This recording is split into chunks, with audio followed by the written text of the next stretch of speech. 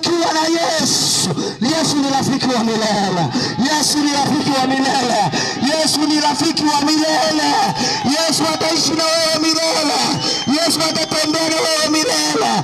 Yesu atakupa maisha duniani na atakupa mbinguni milele. Chapie Bwana Yesu na kofi. Haleluya. Haleluya. Haleluya. Simama kwa miguu yako niweze kukuombea, mtu wa Mungu. Simama kwa miguu yako niweze kuomba. Simama kwa miguu yako, muda wetu umetuacha. Acha niombe kwa ajili yako. Lakini kama kuna mtu yuko tayari kumpa Yesu maisha yake na yuko hapa na hajaokoka, basi tunakukaribisha wakati unjoo mbele kwa miguu yako. Usimwogope mwanadamu. Wako wachungaji wataomba kwa ajili yako. Wako wachungaji wataweka mikono kwa ajili yako. Hakuna mwanadamu atakaye kuzuru wala yoyote atakaye kuzuru, kwa sababu Yesu atakuwa ndio ngome ya ulinzi wa maisha yako. Acha niombe, lakini kama utakuwepo, basi utakuja mbele kwa miguu yako.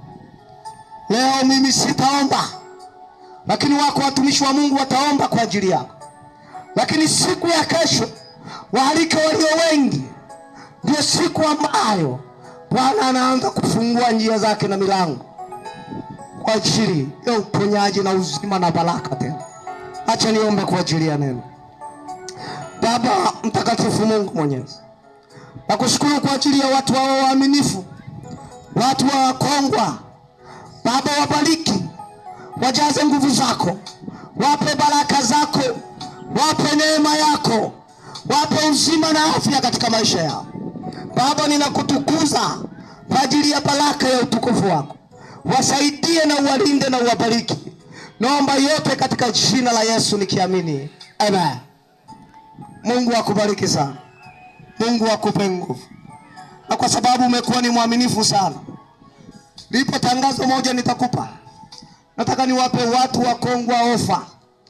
Mimi huwa ni mtaalamu sana wa kutengeneza keki za harusi na mikate.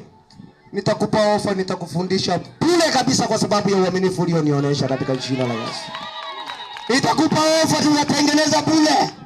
Tutatengeneza hapa na tutaionja hapa na tuenje kuila kwenyewe hapa, lakini aliyenje na Kristo atasikia harufu tu. Yesu akubariki sana, ubarikiwe sana. God bless. Amina. Praise team, tusimame. Watu wanahitaji maombi na maombezi, sogea mbele. Anahitaji pia kuokoka.